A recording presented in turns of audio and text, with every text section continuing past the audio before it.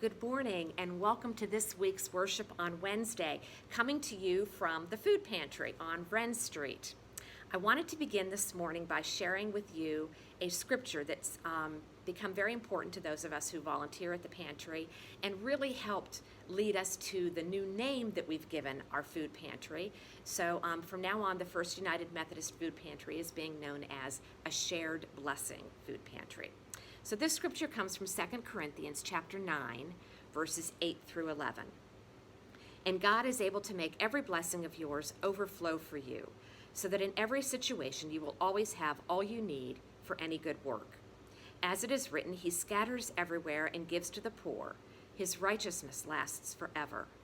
Now He who supplies seed to the farmer and bread to eat will also supply you with seed and multiply it, and enlarge the harvest that results from your righteousness. In every way you will grow richer and become even more generous, and this will cause others to give thanks to God. And I want to read that last part again.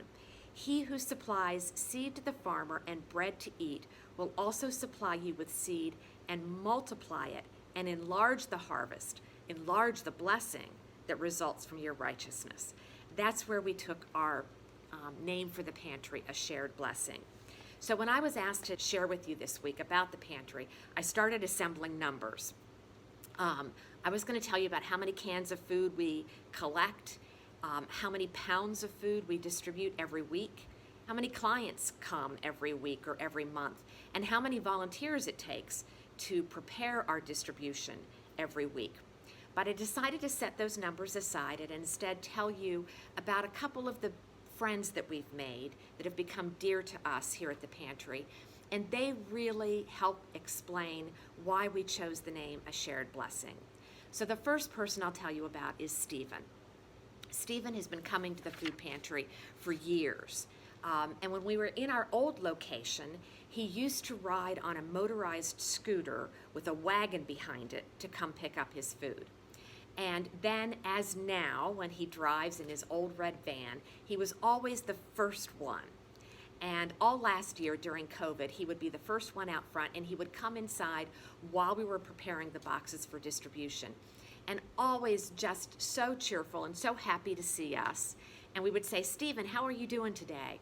And despite the fact that he was undergoing treatment for cancer, has cataracts in one eye, he's a disabled veteran, despite all of that, Stephen always shared his blessing of cheerfulness with us.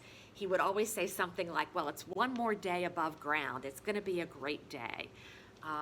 Stephen was just so faithful, and he shared with us his blessing of cheerfulness as we shared with him our blessing of food to help sustain his household. The other person I'll tell you about is our friend Gail. Gail, unlike Stephen, always comes late to the food pantry. And lately she's been sending her husband. Clearly she's told him to arrive late as well. And the reason is she knows that closer to 11 o'clock, we distribute from 10 to 11 a.m., closer to 11 o'clock, we start doubling up on the produce or the bread that we have, just so that we don't have leftover here when we have to close down at 11. Gail has 6 persons in her household, 3 adults and 3 children, but that's not the reason she likes to collect extra. If we've got a larger package of meat or can give her some extra vegetables, she gets so excited because that means she can prepare a meal to share with her neighbors. And Gail has become known in her neighborhood for preparing meals and sharing her abundance with others. And it just amazes us that someone who's coming to receive a supplement to their weekly food supply is so willing and so enthusiastic about also sharing with her neighbors. So you see, it's a shared blessing. It's not just what we're giving, it's what they give back to us.